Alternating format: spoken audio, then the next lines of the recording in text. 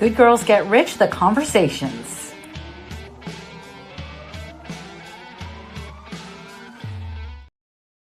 Hello, everybody. I'm Karen Yankovich, the host of Good Girls Get Rich, and this is one of our Good Girls Get Rich, the conversations episodes.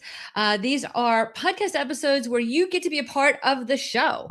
You get to come hang out with us. We're live on LinkedIn, and you're here that you can ask us any questions you want, right? You can be a part of these conversations, which is why I want to do this. For years, like 370 something episodes, I've been talking at you. So I've started this like new format that we're incorporating into our existing format. The existing format doesn't go away, but we're incorporating it into our existing format so that we can see if we can have some conversations around some of these topics. And it's not always just me talking at you. And I get to bring some of my favorite people here. So today I have one of my absolute favorite people here, my good friend, Maria Fontana. I'm going to probably let Maria tell you a little bit about herself, but she is a fellow Jersey girl. She is a truth teller.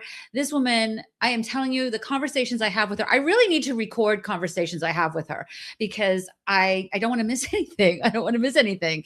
I just saw her last week and I was like, text me that. I need you to text me that exact statement. She's powerful on Substack now. And really what she talks a lot about is reinvention, refinement, and getting ready to exit. And you know what? A lot of our audience is over a certain age and we need to be thinking about these kinds of things. So I'm going to bring Maria on now and let her tell you more about herself. And then we get to jump in. Hey, lady, how are you? Hi, Karen. I'm always so happy to see you when I see you live or when I see you on Zoom. I know. Maria's background is in hairstyling, and she's, and I'm going to let her tell you about her business, but her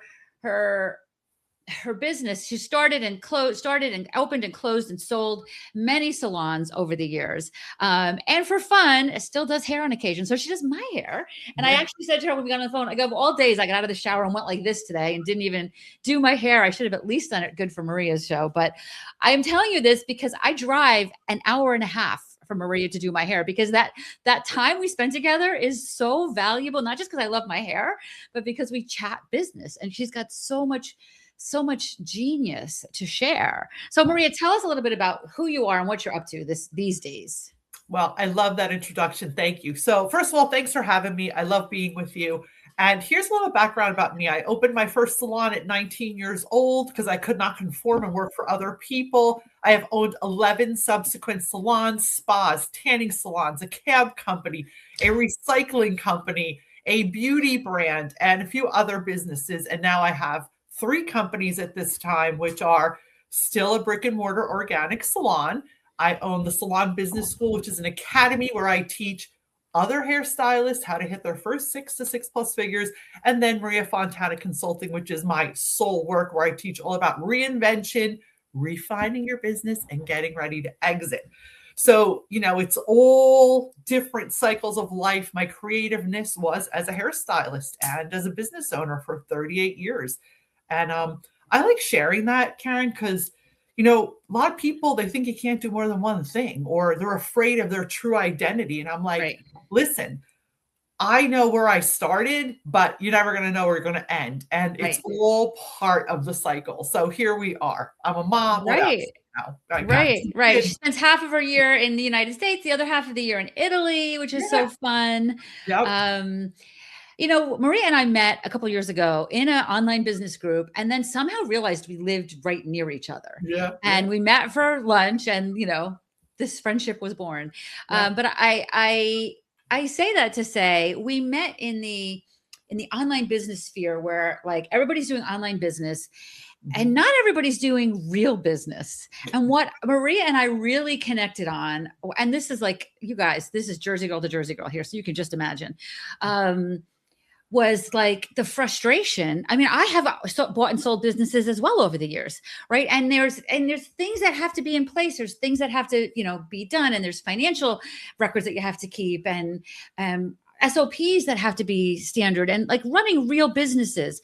And I get that there's a lot of people out there, and this is such a bad example. And I hate to take this industry down, but I'm going to use Reiki, for example. I am a Reiki master. I have gone through all the training, but being a Reiki master didn't train me how to run a Reiki business, right? It taught me how to channel energy, right? So a lot of people are missing the how to run a business piece of that. Mhm. And they're brilliant at what they do. They're brilliant at their energy work, if we're going to stick with the Reiki master idea, or they're brilliant at nutrition or whatever it is. But I can't even tell you how many women I have talked to over the last 10, 15 years that I've been doing this, that I say, okay, well, tell me what you've been up to. And they tell me about their branding, and they tell me about their website, and and I'm like, they finish. And then I'm like, okay, where's the money? And they're like, oh, well, that's the problem. Right. And like, it's so frustrating because it's the hardest part of this, right? But if you're not making any money, what are we doing? Mhm. So tell me a little bit about your thoughts on all of that. So I know I've shared this with you. So because I come from the brick and mortar world, right? I started in the brick and mortar world, meaning I have a standing business, I pay rent, I had to, all this overhead.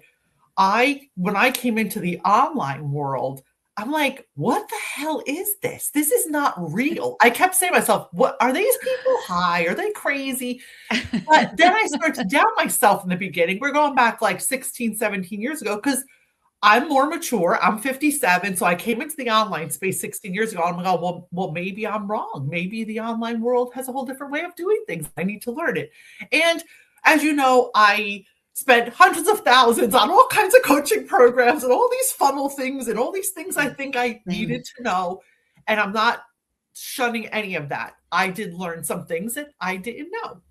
But at the end of the day, I think, unfortunately, a lot of quick fame and a lot of fast money in that period of time of the online space created a lot of fake businesses.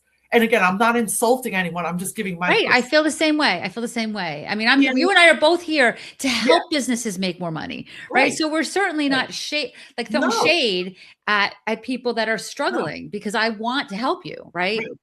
So my take on it was, I started to realize that my old school foundational business strategies, like relationship building, like you and I, uh, sending notes to people. I mean, I could reach over here and I'll make you laugh. Like, I have notes. I send handwritten notes to people. They think it's ridiculous. I close more business with handwritten notes and phone calls and just conversations than running $1 million funnels. And again, I'm not saying there's not a place for that. Right. But what I'm saying is, I think we've gotten skewed where real business is foundational business. And my take on it is that I think we need more simplicity over complexity. And that's where the money really is. Simple, knowing who your client is, knowing what you're really selling, and knowing what people really need. And again, having a relationship and closing those deals with people based on not desperation, like, I need to sell you something. No, like, well, I have a really great solution for you, Karen. And we do this free for each other because we're really good friends. But it's like, ooh, I have this idea. What do you think? And that's what my business does. It's like, I'm a think tank. I'm a thinking partner for you. Right, right. And that same here. I love strategy. I love to brainstorm. And you can ask anybody, any of my students, the very first thing we do when I work with people on any level is, what's your big fat juicy offer, right? Like, I'm not looking for you to do something you don't do, right? But if you make the best pens on the planet, okay, I'm not the person you hire if you want to sell one pen at a time, but we can work together and get you a distributor that wants to buy 100,000 of your pens, right? Like, those are the kinds of conversations I love to have. And that example I can take into every single industry. There's not been one yet that I haven't, been able to come up with a higher ticket offer on, not because we want to overcharge, right? But because we want to be thinking bigger, we want to have the budget to be able to over deliver. And there's that business is out there. Why not us? Right? Why are we not looking for that business? And, I'm going to just say that the men don't have a fear of going after those bigger business opportunities. Yeah. They don't have a fear of building relationships and then asking for the big opportunities. Women need to do more of that so we can create more wealth among the female population of the world. Yeah. Listen, Karen, you know me now a few years. I always do what they tell you can't do. I started out as a hairstylist, a damn good one. I was great, successful. But then I was like, well, you know what? I know I'm meant for more. There was nothing wrong. My businesses were doing great, but my inside wanted more. So I wrote my first book, and I didn't, no one supported that. And I quickly started to realize you have to be your own cheerleader. You have to make your own rules. You have to celebrate yourself and then surround yourself with people who are doing or did what you want to do. And that changes the trajectory of everything, because real business is big offers, right? Like that's a Yes. whole jargon thing that people got brainwashed with. Like, you need a ladder, you need a little bit. No, you need to do whatever works for you. If you like Right. this type of offer and it aligns with your life, that's cool. That's great. Then you have one structure. Like, it's not a one business model fits all. Like, Right. it's just not. And Right. that's what I think women especially have to realize, like, I can make this any way I want to fit my lifestyle. Like, if you're a young mother, you have one lifestyle. If you're Right. at my stage of life, you're another lifestyle. You know, people say, how can you have 3 businesses and go back and forth to Italy? Like, how do you do that? But it's because your business model matches what works for you. And these are the great things, I think, in life that you have to Right. And how lucky are we that we got to create a business that supports the kind of life that we want to have? And yeah. I want everybody listening to understand that you can do the same thing. Listen, there have been times in my life that I'm going to say I didn't know I had that option, and maybe I didn't have that option. I don't know. I didn't think I had the option anyway. And I worked and I had a career and I, Mhm. got a big paycheck and I got benefits. My kids were home. The stability was important. The health, the benefits were important. I was a single Mhm. mom. I had 4 kids, right? Like I Yeah. had to keep a roof over their heads. And those were choices I made them. In hindsight, I probably did have other choices. I don't regret any of those decisions that I made. It is what it is. Mhm. And if you're listening to this now, know that you, especially now that online marketing is a thing, you do have the opportunity. LinkedIn gives us the opportunity to reach the same people that people can reach if they have a Pepsi budget. Do you know Yeah. what I mean? You don't Yeah. need to have the Fortune 100 budgets to have the same kind of a marketing plan that a Fortune 100 company has now. And Yeah. we're so lucky to be living in this time that we can do that, right? Yeah. And there's the other end of it. If you want a simpler business, there's a lot of other ways that you can still have a simplified business Yes. and Yes. reach the right people. And it's, again, I always say it's just not a one size fits all, but how lucky are we that we're in this time that we can do these things? Because, Right. again, when I started in business at 19, which was like 38 years ago, there was no other option. You started brick and mortar or you Right. went to, like there was no other business options. Right. Now we're so lucky that you can take your brilliance and package it up into a coaching, consultancy, a private advisory business like myself. It's more like niche down and you're like, hey, I charge by the hour, or you could, work with me for a month. It's like simplified. You don't have to do what everyone else is doing. Like that's the Right. beauty of it all. Right. And here's the thing, like I like to refer to it as like flipping the funnel. Like start with the big fat juicy stuff first, because if you do want a funnel, if you Mhm. do want low ticket stuff or a membership and all that stuff Mhm. that we have moved into in the last year, Mhm. you can, if you start with the big stuff first, you can pay people to help Mhm. you with the 95 million sales pages you need to have a successful funnel, upsell pages, yeah, side sell pages, different landing Mhm. pages, right? Like that's a lot of work. And most of us, listen, I love to geek out on that kind of stuff, but even I've learned that I have to let the people that know better than me do that stuff Yeah. and kind of drive that instead of create that, right? Like Mhm. drive that what I'm looking for and delegate it and mentor it. But I can do that because I have the higher ticket stuff that supports me to be able to build up revenues in these lower ticket things, which obviously the goal is for them to be self-supporting, right? But Mhm.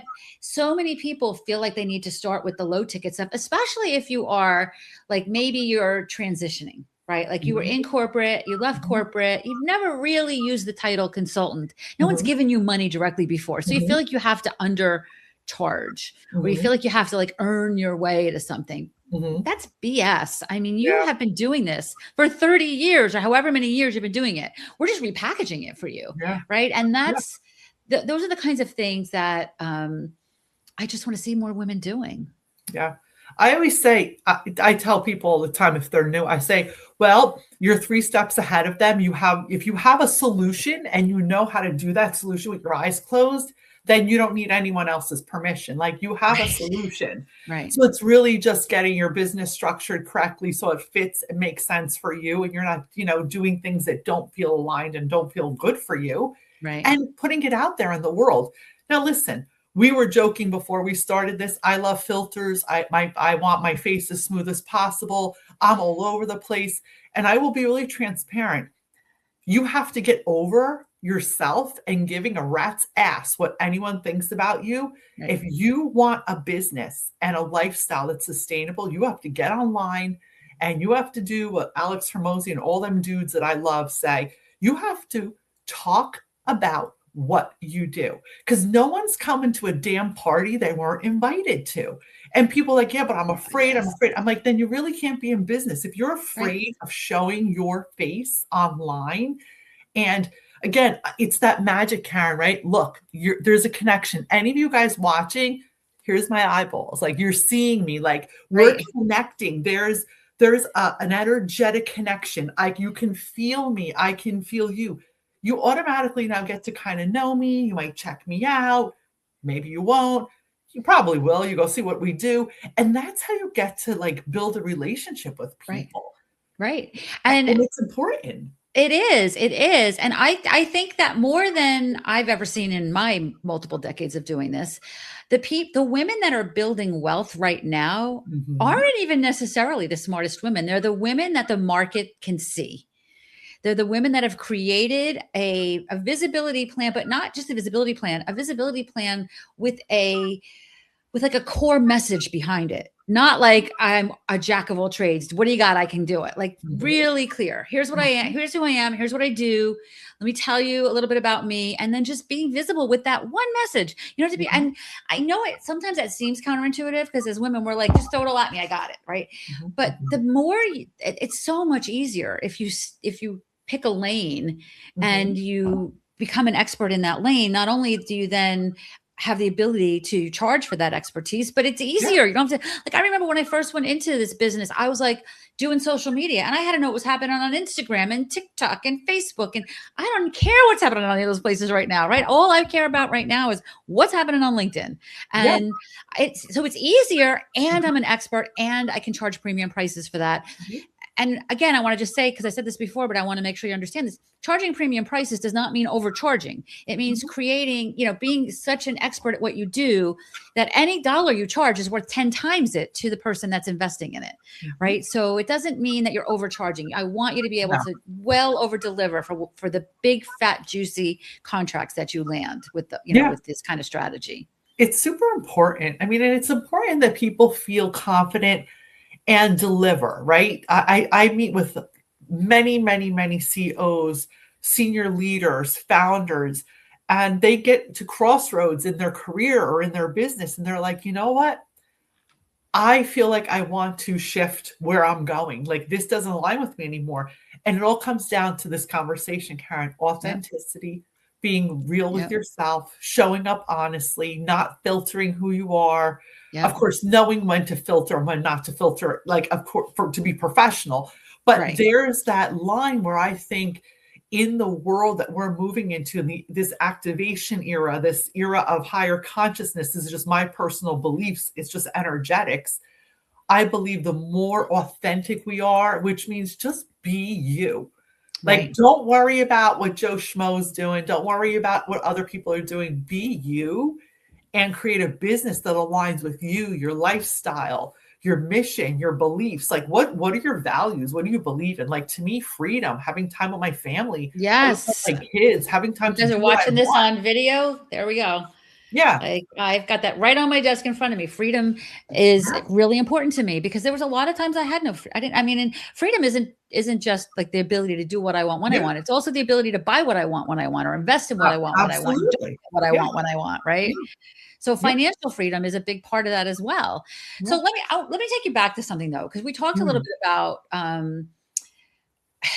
building a business that actually supports your life, right? Is there anything that you had to like unlearn to be able to get to the point that you've got to right now? Like, tell us a little bit about that. Yeah, there's a few things that come to mind. So the first thing I had to unlearn was that I was going to do it all myself and be a micromanaging control freak, number one. I had to unlearn that I couldn't control everything. I had to be the CEO, but I had to have really clear SOPs. Now, coming from the brick and mortar world, not corporate, I did not come from corporate. I didn't even know what the hell that meant. But I quickly learned that it was structurally important. And basically, if someone listening doesn't know what an SOP is, it's basically a guidebook, a playbook of step by step how you run your business, how you want things done from A to Z. Right. SOP, So, standard operating procedure. yep, standard operating, but a lot of people don't know what that means if they Right. don't You're come right. from I'm so corporate. glad you brought that up. So that was the first thing I had to learn. The second thing I had to learn was that delegating and hiring was important, and I was going to make a lot of mistakes hiring. So in my personal experience, I go through 3 to 4 wrong hires before I get the right person. And that's just the way it goes. And you Yeah. live and you learn. And the last thing would be that you have to change with the times. Just because I thought it was right and we always did it this way doesn't mean that someone younger I hired. This was a lesson I just learned recently, and it made me reflect. And I thought, how about if they're right and I'm wrong? Maybe I need to zoom out and Right. look at this differently, because times change, people change, we change. And I guess the last thing would be that when I started my businesses after the first business, I had a mentor that taught me you start the business with the exit in mind, which I thought was ridiculous. But if certain things aren't in order, your business is worth nothing, no matter how much money you make, because it's not sellable. Right. Well, let's talk about that then. So what kinds of things? Because I think that's a topic that is Nobody talks it's about. always of interest to me. And listen, I am not planning on exiting anytime soon, but I'm Mhm. also not 25 anymore. Right. So I, at some point am going to want to exit. And, we have options, right? Most Mhm. women close the doors. That's, Most yes. men sell the business. Yeah. Right. So how can we exit profitably Yeah. versus just saying, okay, I'm done, closing the doors and moving on? So I'll start out with what needs to be. Again, this is just a little micro, like, Mhm. there's so much more to it, but I'll just give you like the meat and bones of it. Um, you have to have your SOPs in order. There has to be some kind of team. The business cannot be you. And this happens. People come to me all the time. The business is them. And it's like, you have to have a team that functions. You have to have really clean financials with no mumbo jumbo for at least, again, I'm not giving financial or legal advice here. I'm just telling you my personal experience with the clients I've worked with. 2 clean years of financials, meaning what's coming in, what's going out, credit card sales. There can't be mumbo jumbo anywhere. And that is really super important. Those are the top 3 most important things. And there's other things, but these are really clear. So if you're thinking about exiting, which means there's other ways to exit. People think it means you just sell a business outright. That's one way of doing it. But then there's also another way where you can stay on as consultancy. I did this with one of my practices up north.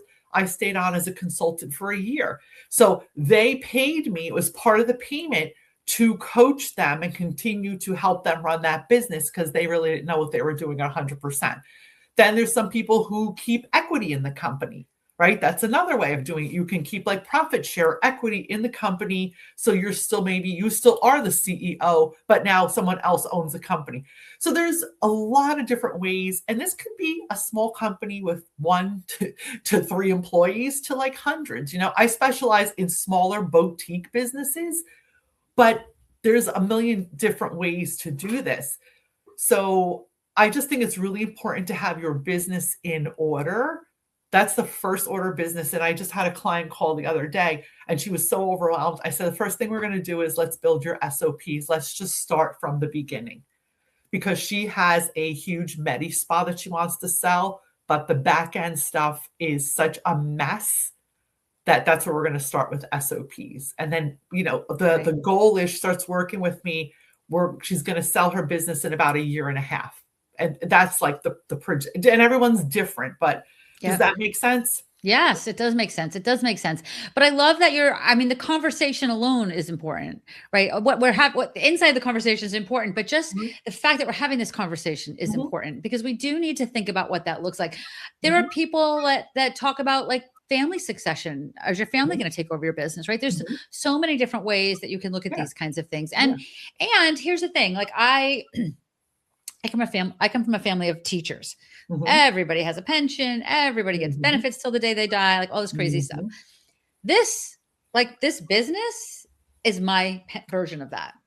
Do you know what I mean? It's my version of that.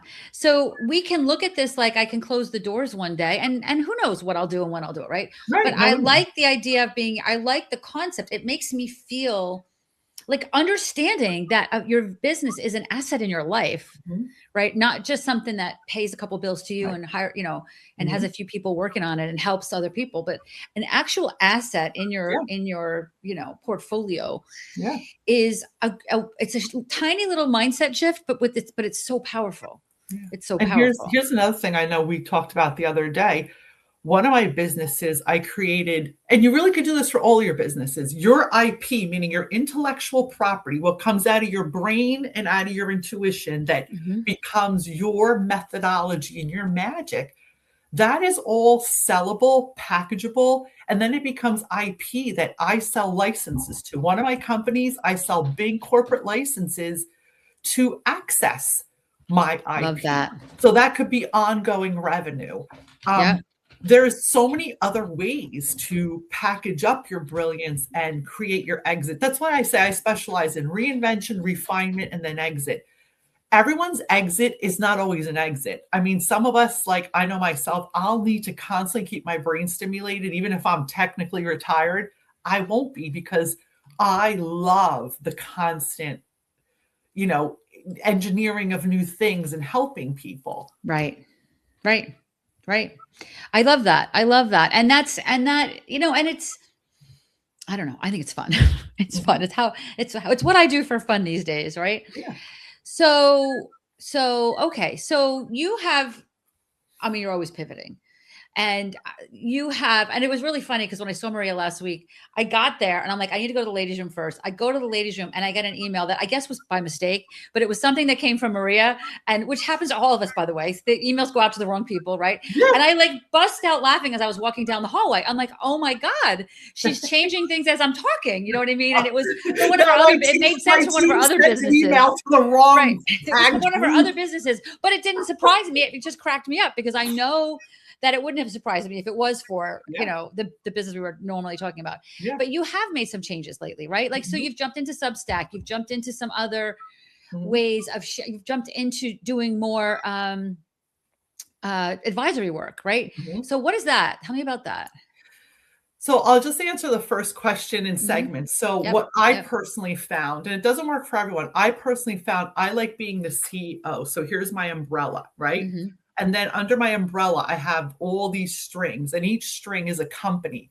I found years ago it was better for me for my own finances, tax purposes, and clarity and keeping my teams aligned so I wouldn't lose my marbles to have a portfolio. The umbrella is a portfolio, and Hmm. I personally have four companies. The fourth one I didn't mention because it's real estate investments and it has nothing to do with like entrepreneurship in what we're talking about. But pivoting, I wouldn't say I've pivoted. I keep refining, right? My first move was a reinvention. So I went from just being a hairdresser, hairstylist, multiple salon owner, and entrepreneur to online consultant and coach. Then I refined it, I reinvented it, and I started to break it down into different segments. The Salon Business School is exactly what it is. That's an online education community on its own. It operates in one business model, and it does not need me to operate. The brick and mortar operates in a different way. Also, it's autonomous. I come in and see some clients like Karen. We do what I call our coffee chat and hair. Not, I don't do that with a lot of people anymore. And then the other company is my advisory firm, which is Maria Fontana Consulting. And that is the refinement, meaning everyone who's got their stuff together and now is at a point like where you and I are, Karen. How are we refining our business? What's that next step look like? Right. But I personally, and everyone that comes to work with me, they do not want a coaching program. They do not want a membership. They don't want to be drawn into anything long. So they can come and talk to me for 90 minutes. They just pay for 90 minutes. They get think tanking with me, personal support, whatever it is they need, or they can do monthly. So it's just very high level, and that's the kind of consulting I like. Like I don't want to be. I want what I want when I want it, and then I want to take action. So Right. that's the difference in what I'm doing now. Like no more, I have no group coaching I don't do any of that stuff. Not that there's anything wrong with that. It's just not my business model for now. Right.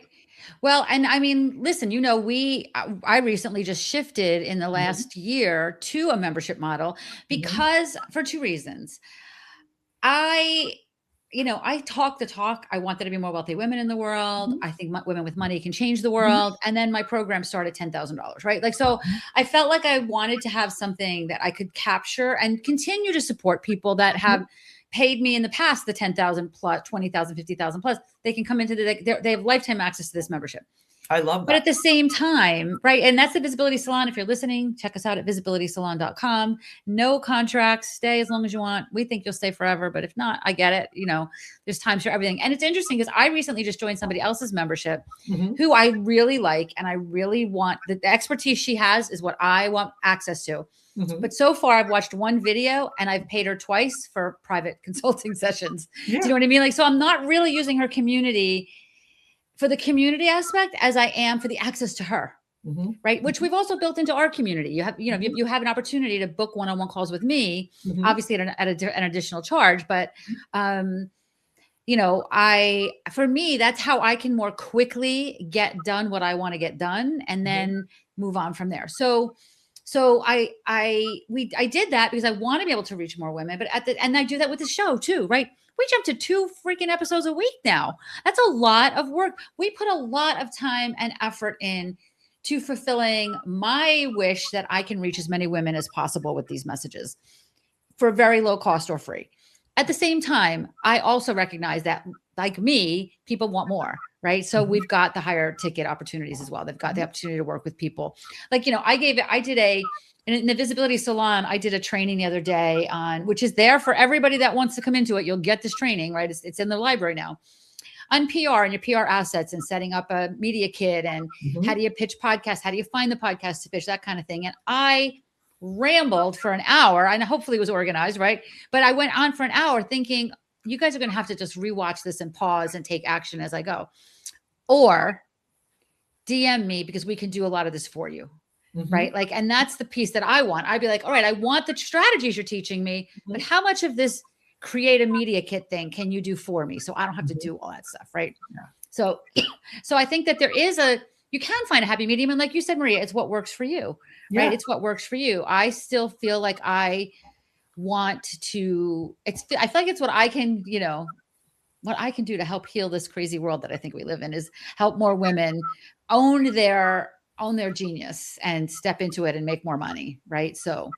Yeah. And you're doing it, Karen, and everyone that follows you and listens. I mean, they'd be foolish enough to be inside the Visibility Salon. I'm even in there. It's amazing. Yeah, because it is. Visibility is important. Visibility. If you are an entrepreneur, you know, a senior leader, a founder, again, people forget you have to have a personal brand. No matter my personal brand, I'm Maria Fontana. All my companies are my companies, but me, myself, and I is my personal brand. Right. I could start a cooking company next week to teach people how to cook Mediterranean food because I speak Italian and I cook. Like, again, I could do something totally out of like left field, but people will probably come and be like, "Oh my God, Maria, I love that part of your life. Show me how to cook Italian." You know what I mean? I laugh but that comes from your personal brand because I'm still me, myself, and I. And I think women have to remember that too. It's not about showing up in a way that you're just a business. Your business is a branch of you. Right. But you are always you, and you are your personal brand. Right. Right. Well, I'm gonna give a little behind the scenes to Karen Yankovich land here. Maria, I texted Maria yesterday. I'm like, do you have 5 minutes? I need 5 minutes to run something past you because I was having this like existential crisis. I mean, you know, as a business owner, it's so easy, especially for somebody like me who, if you know anything about like Colby, I'm a quick start. I want it done. I want to do it. I want it done. I want to move on. But sometimes I need to say not till tomorrow. Like you got to wake up tomorrow and see if you still want to do this, or I'll drive myself and everybody that works for me insane. But I was finding myself like create like, because as you know, because I'm every year I get a little older, right? I'm looking at everything is associated with Karen Yankovich. And yes, I have Good Girls Get Rich and I have She's Linked Up and I have, Up Level Media is the overarching brand, but it didn't really fit. So I spent some time hanging out with ChatGPT and I'm like, what if we had a parent company? Like, what if we had a parent company? And then Karen was like the CEO of that. And then like this podcast, for example, would be, Good Girls Get Rich, and here's the official name announcement, a linked up collective podcast or something like that. Right. So I'm shifting to that. I'm not really changing anything, right? Like all the products stay the same. I stay the same. But what you're going to see is going to shift a little bit because for two reasons. Number one, I do think it's important that I separate myself from the brand a little bit. Like even in our visibility salon, I mean, it's $50 a month, guys. Like I can't show up there 12 times a week. I show up there a ton. But I'm forcing myself and my team is forcing me. Like yesterday, my copy coach went on and did an hour-long call, helping everybody with their profiles she's an expensive copy coach and you have access to her for $50 a month, right? Once a month, she does a call, but I deliberately stayed away from that call because I'm like, I have to build this in a way that I am there and I'm providing as much support as possible because I'm never going to build something that has none of me in it. You're always going to get me. But at the same time, I need to build it in a way that somebody can take it over. Like if because things get crazy. Like Maria and I are both have what's going on with our families, our parents kind of thing going on, right? Like, so there's parents. Yep. Yesterday, I'm in the middle of creating some stuff and I get a call from my mom that's like, listen, the guy, she lives in an independent living facility. The guy here drove me to get my nails done, but now he can't pick me up for another hour and a half. Please come pick me up and bring me back. Okay, drop everything, get in the car, go pick her up. Like I want to be able to do that for her, right? Because that's going to keep happening. It's not going to happen less as she gets older. So I need to be building a business that can operate without me. It doesn't mean it will operate without me, but it can operate without me. So I called Maria. I'm like, all right, here's an idea. Like, what do you think before I start pulling the plug and going, over all this stuff? Like, what do you think? And, but it was after I spent like a month just spinning wheels on what's the right way to do this and how do I fit this into that. And it all felt so disjointed. And it wasn't until I hit this, well, what if there was a parent brand? And I'm like, okay, now it all felt like it came together. So I'm telling you guys this to say like it's going to change, right? Business is going to change and we need to be able to adapt with it. And it feels so good to when you finally land on it. Right. And then I forced myself to wait till today so that I could run it by Maria and some of my other business colleagues. Like, what do you guys think? Like, am I crazy? Am I making more work for myself? And overwhelmingly, it was like, no, you have to do this. So we're doing it. And then I got this morning and, unleashed Slack on my team, setting up all these new assets and stuff. But I'm telling you guys this to say that all of this is part of the master plan and all of it's done to serve you better. Right. Because the reason that I had to make some of these shifts this year was because I felt like with my 10K program that I wasn't over delivering anymore because I was constantly being pulled in too many directions. I was rescheduling appointments because I had to pick my mother up from the nail salon. Like I can't be in a position where I have to reschedule an appointment with a client who's paying me 5 and 6 figures. Right. Because my life got in the way. So I had to rethink how I deliver things. Right. And I love it now. And now I love it. And it feels so much less stressful. Yeah. And it just kind of flows now, which is what I always look for.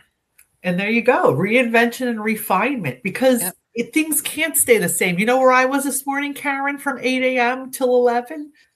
Where were you? At Francesca's house, which is my mother who just got home from rehab, who broke her hip. I showered her. I helped her get dressed. Like we take turns. I mean, it's cyclic. So it brings me back to the conversation of let's build businesses that are not bottlenecks. And again, I loved being a solopreneur, but you have to be really careful that it fits in your life and your lifestyle. And what does your next season look like? That might be fine for some people if it's really just a side hustle, if you have a rich husband, if you have a rich family, I don't know.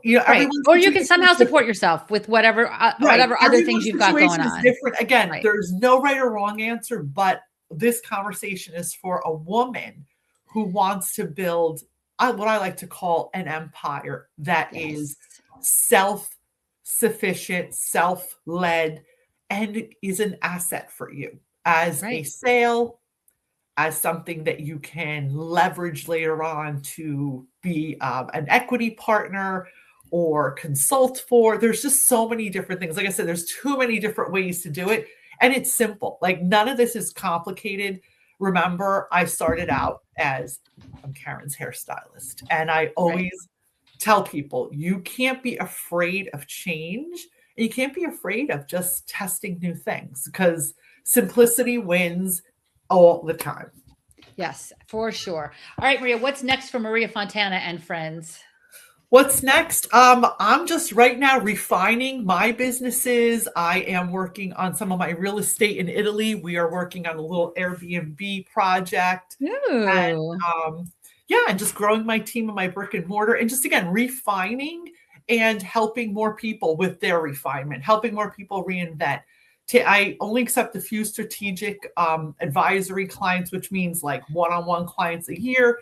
If you'd like to have a conversation, just head on my website, mariafontana.com, and just, apply for a phone call and we'll just chat. You will absolutely want to do that, you guys, for sure. Yeah. For sure. And if there's any hairstylists if you know a hairstylist who's struggling, send them over to the salonbusinessschool.com. That's a whole nother, again, different audience, but everyone's got a hairdresser. If you know someone that's struggling, tell them that's what they need to learn how to run their business.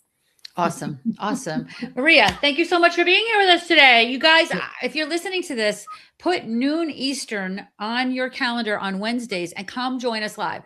Like we're still new to this, so we're not getting a lot of people come. Like every now and then we get a few people come in live. I would love you to jump into these conversations. Yeah. Right. So we're trying to do a better job of letting you know who's coming as soon as possible so that you can join us. But either way, I only bring great people. Come anyway, and you're going to love what you see. If you are listening to this on the podcast, so after this show is live, about a week and a half later, it goes out on the podcast feed, so all the podcast feeds. So if you're listening to this on the podcast or wherever you're listening to this, I would love for you to share this with your audience. If you feel that it's something that they would enjoy, tag me, tag Maria, so that we can jump into the conversations there, right? I want this to be a conversation. My solo shows are not as conversational. It's me teaching you something, but these conversations, we can jump into the conversation after the fact as well, right? So share it with your audience, tag me, tag Maria, because here's what happens then. We share it with our audience, and now our audience gets to see you. And that is truly one of the best ways to get more of that visibility that we were talking about in the beginning of this, right? This is people that didn't know you exist before, now going to know you exist. So I mean, of course it helps us as well. I'm not going to pretend it doesn't, right? It helps us as well. And, rate us, review us, all those things if you like doing that. And Maria, thank you so much again for being here. And everybody else, I'll see you here next week. Bye, everyone. Thank you, Karen. Guys, support each other and follow us on social. Thank you. Things that I do too. I think it's important for people to remember that they're their number one priority. I say, if you're not the queen in your life and somebody else is, that's a problem. Because if you're not the queen in your life, who is? You have to make yourself the most important. You're the only one that's in there. Nobody else can get in there and do it for you. Unfortunately, you can't pay somebody to make you healthy. You have to make you healthy. Right. Right.